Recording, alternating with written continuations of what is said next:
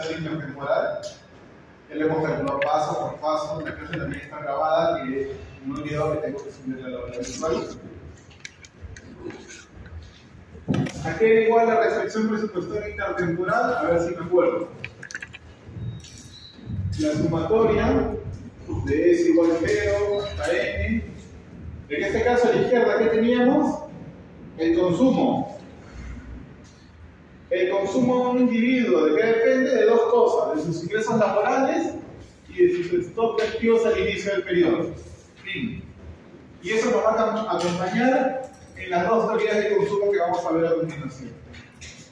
A la derecha teníamos la sumatoria, que va también de 0 a n, el individuo vive en periodos.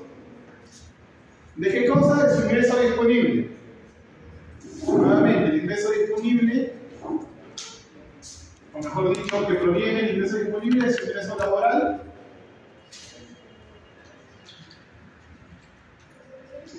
Ingreso bruto menos el pago de impuestos. También esto descontado por la tasa de interés más lo asociado al stock de activos iniciales. Esto nosotros teníamos la semana pasada bien bonito, esperando hasta este periodo. Muy bien, esta restricción presupuestaria intertemporal nos ayuda con dos periodos de consumo. El modelo de dos periodos que también vemos en negro, lo he estudiado la semana pasada, bastante sencillo, una versión súper simplificada de la restricción presupuestaria intertemporal. Pero el día de hoy nos vamos a centrar brevemente en dos teorías. Son sumamente sencillas de entender. Ya hablamos algo de la primera, más al final de la clase pasada. La teoría del ciclo de vida y la teoría del ingreso permanente. En el libro de Gregorio van a encontrar una teoría más, que no la vamos a ver nosotros. ¿Por qué? Porque necesitábamos saber algo de estadística y econometría 1. Econometría 2 en realidad. Que lo estoy colocando de otro color porque no lo vamos a ver, que es la teoría del paseo aleatorio. Solamente nos vamos a centrar en las dos primeras.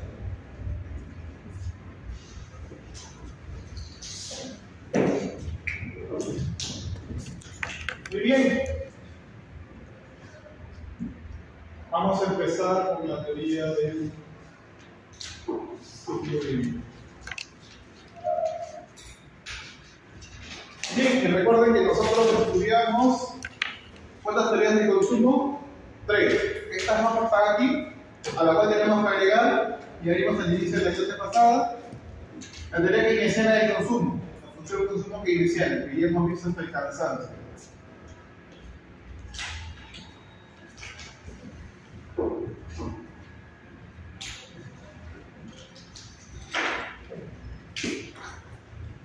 Muy bien, la teoría del ciclo de vida nos dice que una persona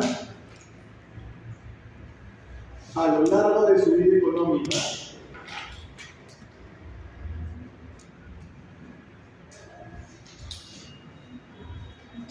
pasa por 3 etapas. Todos nosotros los que estamos aquí en esta aula vamos a pasar por 3 etapas durante nuestro ciclo de vida económica. Según esa teoría. En teoría, según esta teoría. Y que sirve de sustento para muchas cosas. En primer lugar, o mejor dicho, una etapa 1 en donde nosotros no percibimos ingresos. Percibimos ingresos. Es decir, estamos estudiando, somos chicos, no trabajamos. Una etapa 2 en donde se trabaja, se acumula ahorros, se acumula activos, perdón, se ahorra. y una etapa final, una etapa 3, en donde nos jubilamos y vivimos de nuestros ahorros. Estas dos teorías, tanto el ciclo de vida y el ingreso permanente, se basan en que las personas y los individuos, vamos a ponerlo de esta manera, el individuo suaviza su consumo.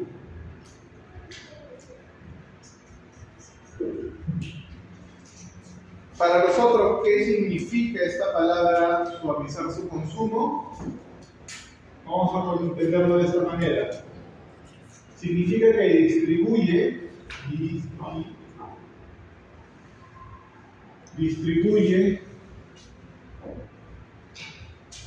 su consumo equitativamente a lo largo de su vida. A lo largo de su vida.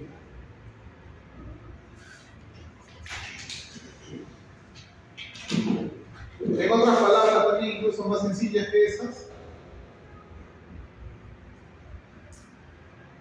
el individuo tiene un consumo parejo a lo largo de su vida.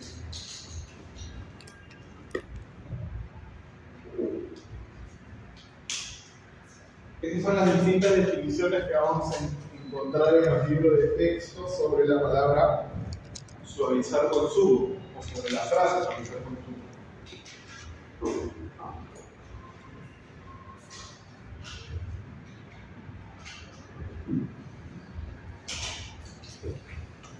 Muy bien, quienes hayan tenido la oportunidad ya de adelantarse un poco y ver el libro de Gregorio, o en general en cualquier libro de macro, van a ver que la teoría del ciclo de vida se resume bastante bien en un pequeño gráfico, que es el que vamos a ver a continuación. La teoría del ciclo de vida normalmente se resume en el siguiente gráfico que vamos a tener aquí a continuación. Un solo gráfico, no 3 y 4 y 5.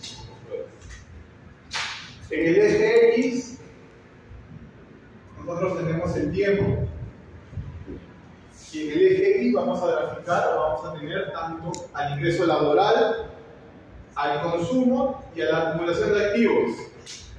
Tres variables que tenemos acá: consumo, ingreso disponible en realidad, ingreso de sus impuestos, y activos, acumulación de activos.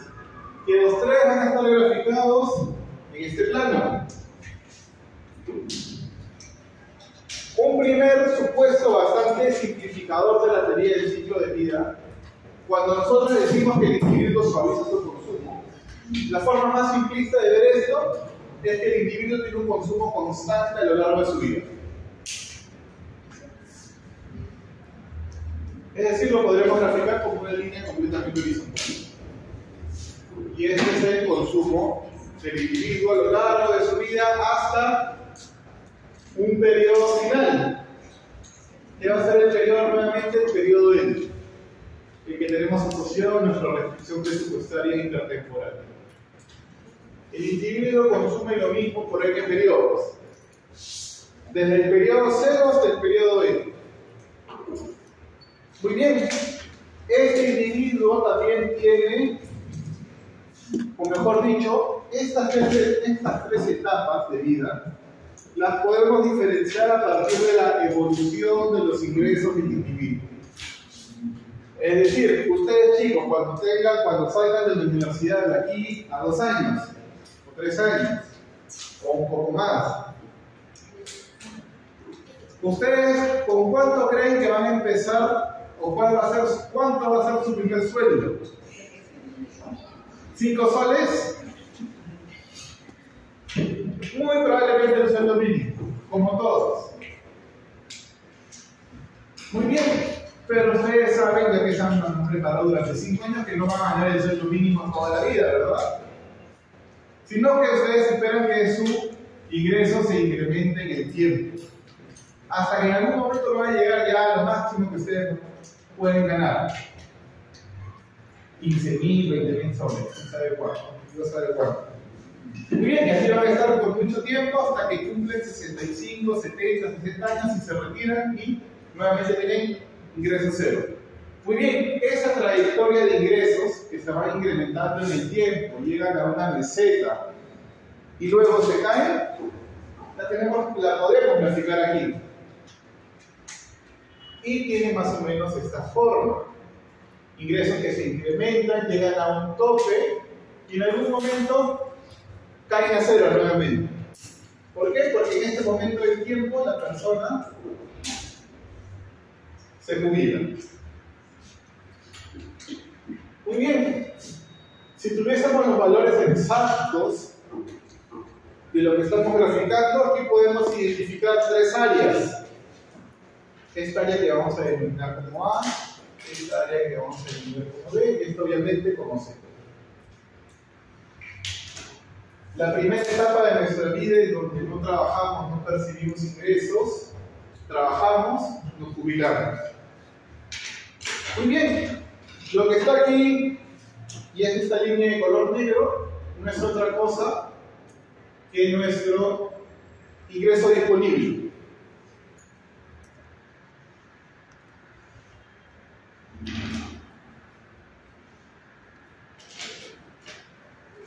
Y hemos graficado dos cosas: el consumo constante a lo largo de la vida del individuo, su ingreso disponible, ya tenemos aquí dos de los tres elementos de la reflexión presupuestaria: consumo, ingreso disponible,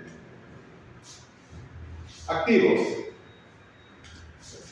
Este gráfico tenemos que acompañarlo con la acumulación de activos del individuo a lo largo de su vida económica. Muy bien.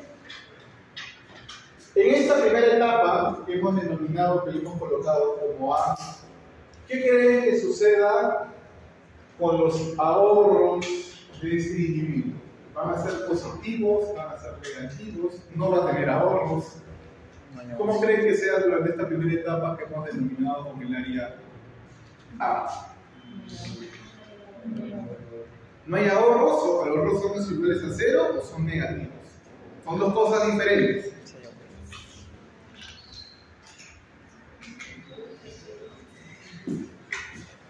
Mírenlo de esta forma. Tengo consumo como 100 y en este punto mis ingresos probablemente ¿cuánto sean? 5. ¿Qué va a pasar aquí? ¿Tengo ahorros iguales a cero o son negativos? Negativos. Muy bien. El individuo, vamos a borrar estos números, hasta este punto, en donde sus ingresos son iguales, es igual a su nivel de consumo, el individuo se endeuda, según esta teoría. Nosotros nos endeudamos según la teoría del ingreso del estilo de vida, perdón.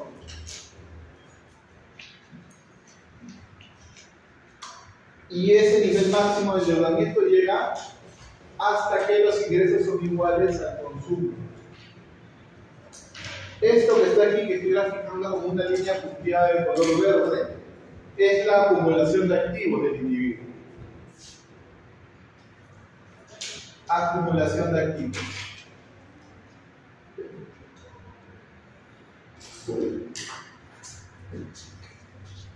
El individuo, entre estos dos puntos, va a vivir endeudado. Va a cada vez acumular más deuda. ¿Por qué? Porque en todo este intervalo su consumo es mayor que sus ingresos. ¿Estamos de acuerdo? ¿Cuándo deja de acumular deuda? Cuando ya sus ingresos son igual o es igual a su nivel de consumo. A partir de aquí ya no necesito endeudarme. ¿Por qué? Porque ya puedo cubrir mi consumo con mi nivel de ingresos hasta este punto. Por eso en ese punto el individuo llega a su máximo nivel de activos desde el punto de vista negativo. Su máximo nivel de deuda. ¿Qué sucede de aquí en adelante? Mis ingresos son como 500 y mi consumo es como 100. ¿Qué significa? Ahorro. comienzo a acumular activos a partir de este punto. ¿Hasta qué punto acumulo activos? ¿Hasta qué punto yo acumulo activos? Hasta el día que me jubilo, hasta el día que recibo mi último sueldo. ¿Por qué? Porque de aquí en adelante no voy a recibir nada de dinero. ¿Qué voy a hacer? Me voy, o mejor dicho, voy a utilizar mis ahorros. ¿Qué significa? Esta línea, esta acumulación de activos que se volvía negativa, negativa, negativa, y alcanzaba aquí un máximo, ahora va a ser menos negativa, va a llegar al plano positivo y va a alcanzar un máximo en el punto de mi jubilación. Una vez que el individuo alcanza su máximo nivel de ahorros, ¿qué hace durante su jubilación? Vive de sus ahorros. Muchos de aquí tenemos probablemente nuestros padres o nuestros abuelos reciben una pensión, sea de la ONP o de la AFP. No trabajan y tienen una bolsa de activos que mensualmente van recibiendo hasta que a algún punto se vuelve cero. Esa es la lógica que sigue esta gráfica de la acumulación de activos. Nosotros vamos a consumir los activos según este modelo hasta nuestro último día en esta tierra. ¿Qué dijimos la semana pasada? Que según los supuestos de la restricción presupuestaria intertemporal, nosotros no dejamos nada para las siguientes generaciones. Todos nuestros ahorros los consumimos hasta el último día.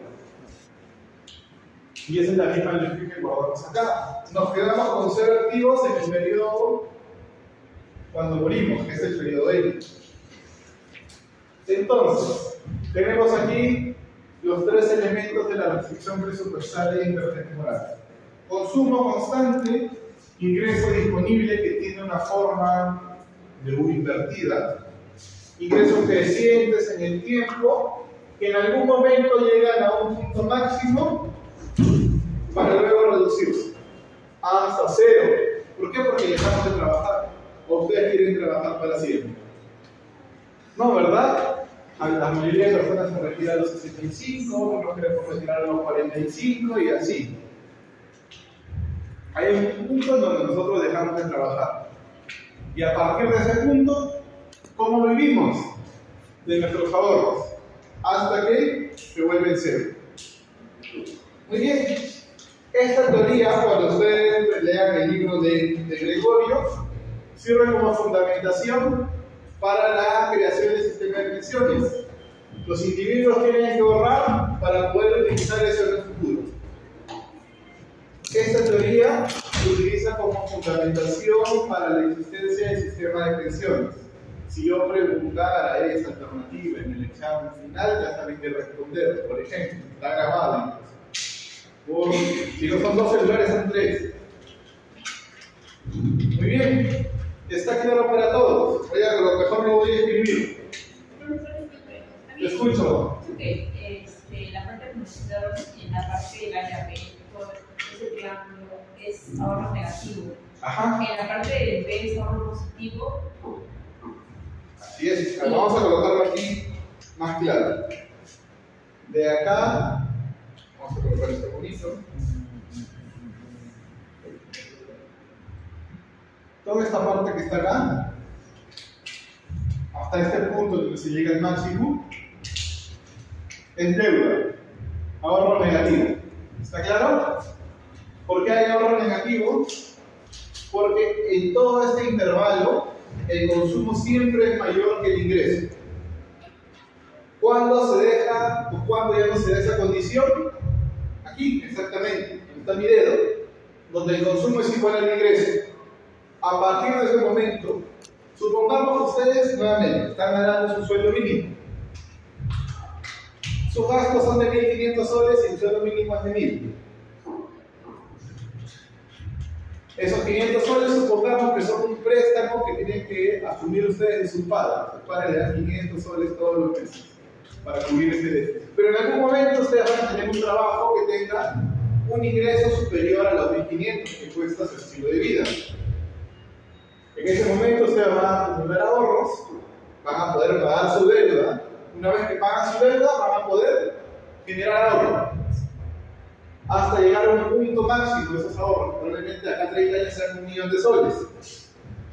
Y luego esos ahorros se los van a ustedes ir gastando hasta el final de sus vidas. Y esa es la lógica que tenemos aquí. Nuevamente, en toda esta parte, el individuo, vamos a ponerlo de esta manera, suceden dos cosas. Paga su deuda y ahorra.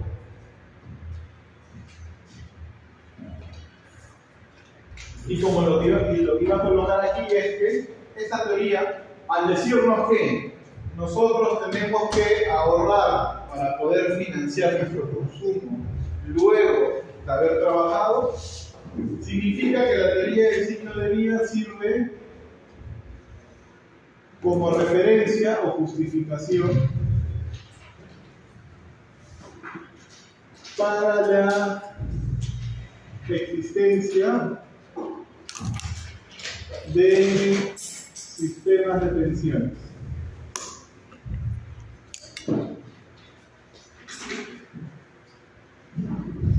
Y la explicación sobre los tipos de sistemas de pensiones que pueden existir en una economía están en el libro de Gregorio. Y en resumen son dos, como los que tenemos aquí. Aquí solamente como referencia para aquellas personas que están interesadas en la parte de pensiones. Dos tipos de sistemas de pensiones. Un sistema de reparto, vamos a llamarlo ONP. Todos sabemos qué cosa es la ONP, ¿verdad? Sistema de pensión nacional. El sistema público de pensiones. ¿Cómo funciona? Bastante sencillo. Un grupo de trabajadores se les descuenta el 13% de su remuneración mensual y ese dinero va a un fondo común que sirve para pagar la pensión de las personas de la tercera edad del día de hoy. Cuando esa persona que está aportando a la ONP se jubila a los 65 años, lo que va a recibir de pensión se va a financiar por lo que están aportando las personas jóvenes en ese momento del tiempo. Ese es un sistema de reparto, una bolsa común que sirve para pagar pensiones para todos los jubilados. El otro sistema, que más allá de sus críticas, es el que mejor funciona, es el sistema de capitalización individual. ¿Qué es otra cosa que las AFP? Nuevamente, se te descuenta un porcentaje de tu remuneración, pero eso no va a una bolsa común que sirve para pagar las pensiones de las personas del día de hoy, sino va a una cuenta de ahorros de cada uno de nosotros, individual, intangible, que pertenece únicamente a nosotros, que va a servir para pagar mi pensión en el futuro.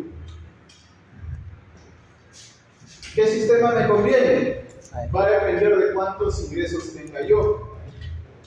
Una persona que tiene bajos ingresos le conviene ser en la ONP. ¿Por qué? Porque aquí hay un sistema de pensión mínima. Independientemente de cuánto hayas aportado, te van a dar siempre por lo menos 400 soles. En la ONP, en la AFP, no existe pensión mínima. Si tú aportas poco, en el futuro recibes poco. Si aportas un montón de dinero, recibirás más pensión.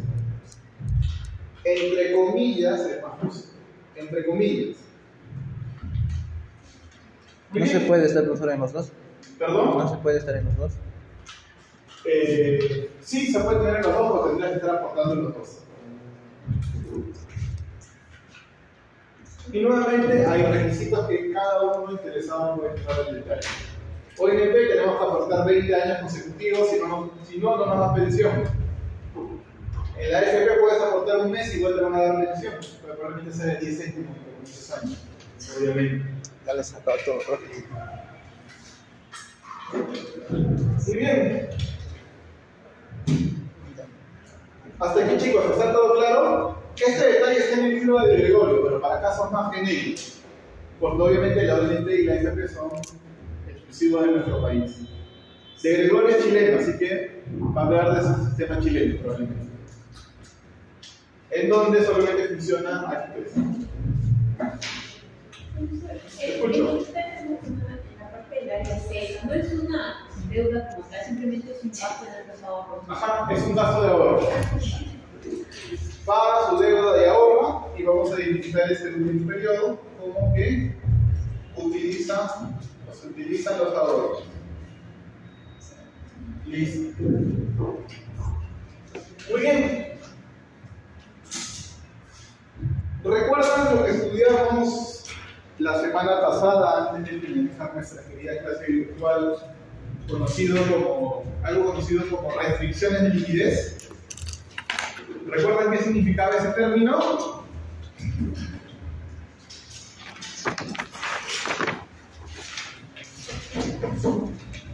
Por 5 puntos para el parcial de macroeconomía 3.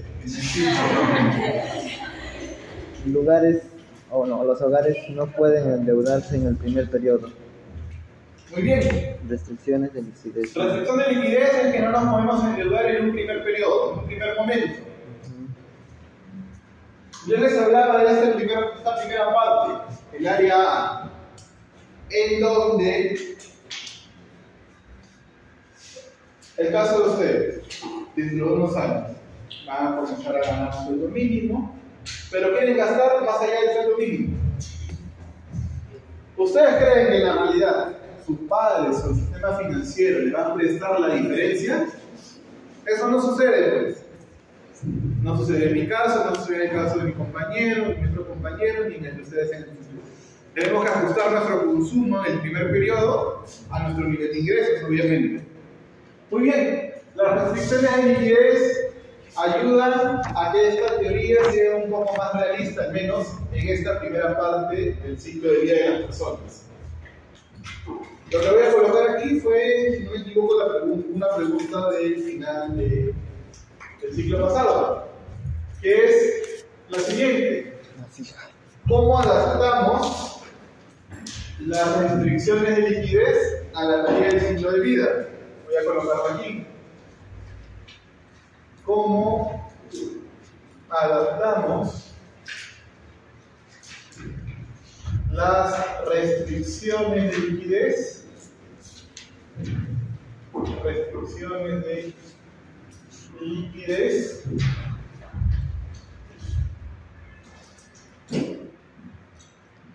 a la teoría del ciclo de vida.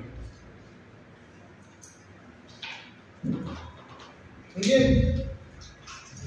Pregunta de examen final del ciclo pasado. Obviamente hay que analizar esto gráficamente.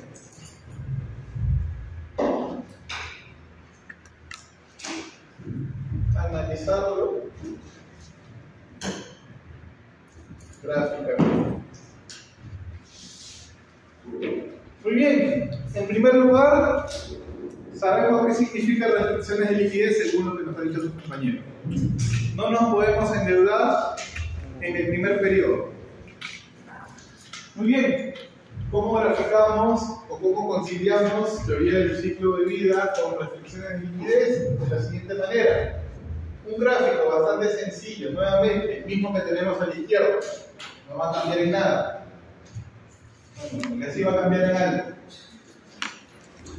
Tenemos nuevamente el tiempo.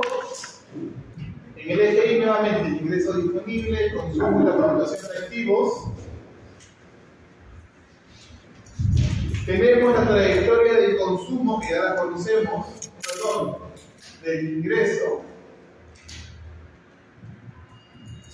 que sigue teniendo la misma forma. Nuestros ingresos crecen en el tiempo, llegan a un momento en que ya no pueden crecer más y cuando nos jubilamos se vuelven cero. ¿Qué pasa con el consumo? ¿Tendrá la misma forma de la que tenemos aquí? La respuesta es no. ¿Por qué? Porque no nos podemos endeudar en el primer periodo. En la primera etapa de nuestras vidas no nos podemos endeudar. Vamos a tener que ajustar nuestro consumo a nuestros niveles de ingresos. ¿Eso qué significa? Que en una primera etapa es bastante sencillo gráficamente. Nuestro consumo va a ser igual al ingreso hasta un punto en donde ya podemos ahorrar. Esa es la forma de que el consumo. Y obviamente consumimos hasta el periodo, hasta el último día, hasta el periodo de hoy. Muy bien, ¿qué significa esto desde el punto de vista de la acumulación de activos?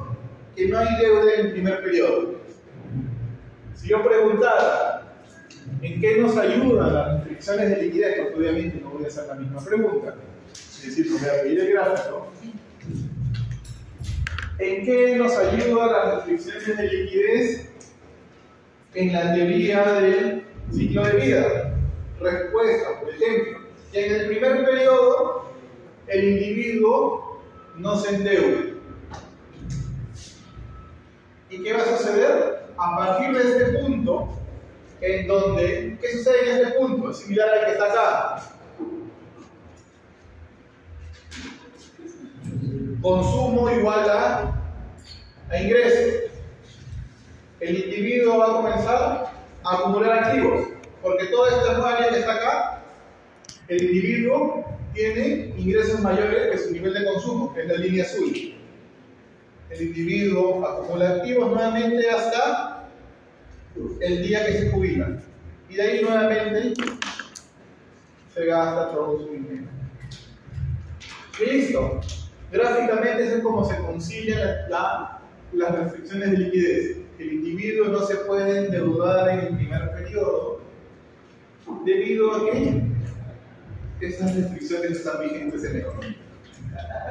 Muy bien, como última parte de la teoría del ciclo de vida tenemos que entender cómo expresamos la restricción presupuestaria intertemporal en términos de esa teoría. Es decir, adaptar esta forma general a las particularidades de la teoría del ciclo de vida. Similar a lo que hicimos con el modelo de dos periodos. Tenemos nuestra restricción general y la adaptamos a dos periodos. Lo mismo vamos a hacer con la teoría del ciclo de vida. Es sumamente sencillo. Lo único que tenemos que hacer es siempre conocer nuestra restricción presupuestaria intertemporal. Si yo preguntara eso, obviamente le voy a dejar la restricción puesta en el examen, que no tienen que derivarla nuevamente paso por paso. Serán como 15 pasos. Muy bien, y para eso, chicos, necesito borrar por lo menos esta parte que es texto. Los gráficos los voy a dejar. Nuevamente, tal cual está aquí en la pizarra, es el libro de Gregorio. Yo me baso eso para la parte macro intermedia, para la parte de esta parte, perdón, de microfundamentos. Tal cual está en el libro. Ahí hay un poco más de detalle.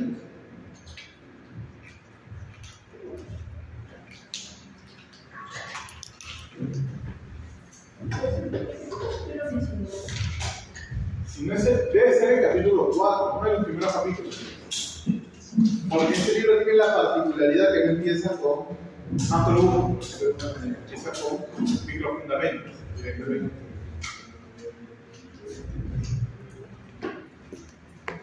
Los capítulos, si no son 3, 4 y 5, consumo, inversión, gasto, son 4, 5 y 6. Pero ahí lo vamos a ver obviamente.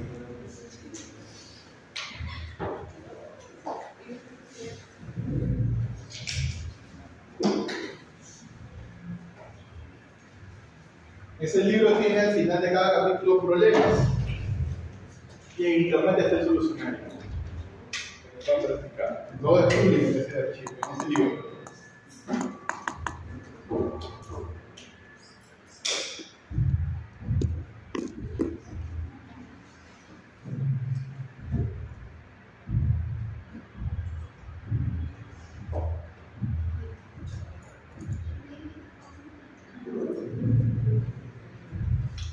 Muy bien.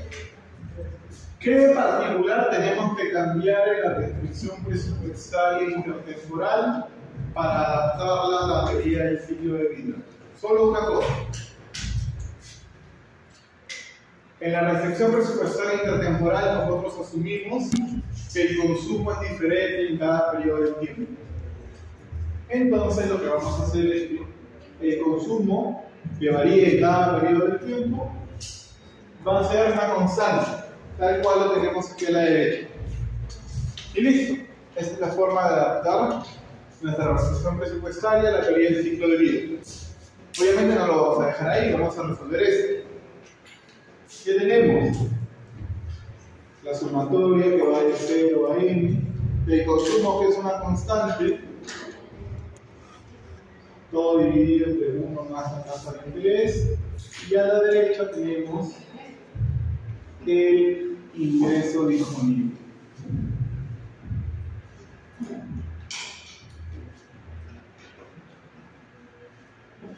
Muy bien.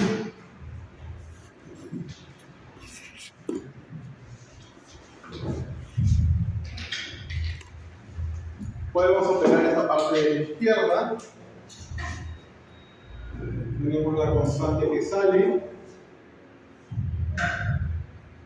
Y a la derecha nos va a quedar la misma expresión.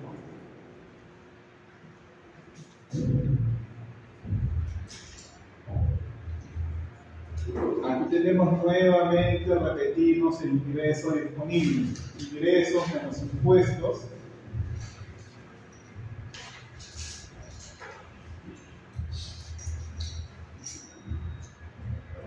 Más activos.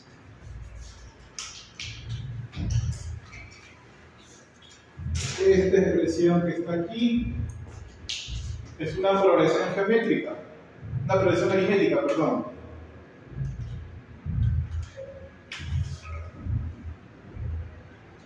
El resultado de esa progresión es el siguiente número.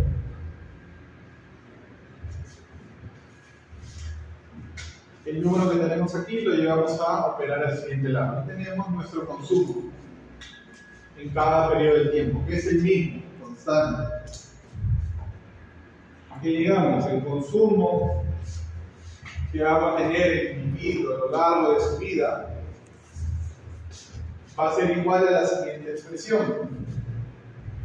La tasa de interés que va a multiplicar a toda esta expresión. ¿Qué la vamos a simplificar? Vamos a simplificar este elemento 1 más la tasa de interés. Sumatoria que va de 0 a n. El ingreso disponible.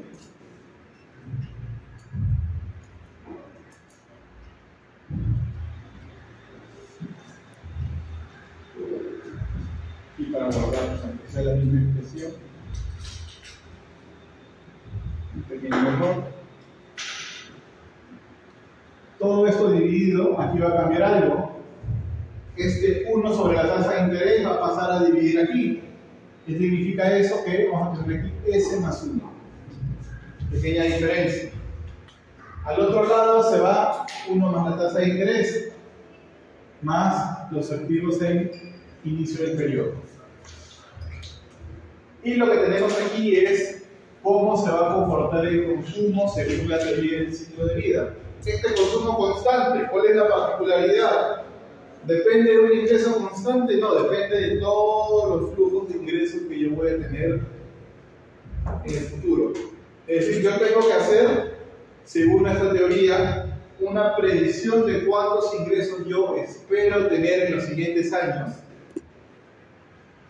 La pequeña debilidad de esta teoría. ¿Cuántos ingresos espero yo tener en el futuro? ¿Y qué hago aquí? Ya conocemos en nuestro curso, traigo valor presente. Y con eso puedo calcular mi nivel de consumo para todo mi horizonte de vida.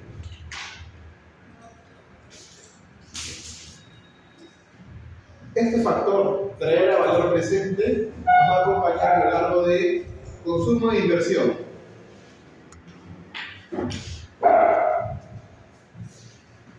Muy bien, hasta aquí chicos. Preguntas, dudas, preocupaciones.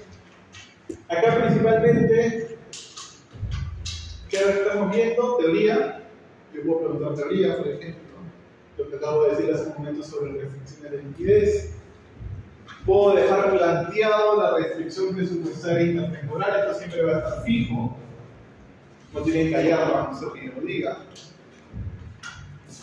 Y obtener el consumo asociado a la teoría del ciclo de vida, puede ser una pregunta. Hallar el consumo asociado a la teoría del ciclo de vida. Y les dejo como premisa, obviamente, la restricción presupuestaria intertemporal.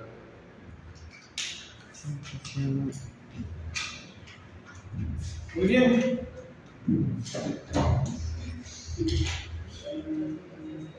Voy a borrar lo que está aquí en los gráficos, chicos. La ecuación que está a la izquierda la voy a mantener.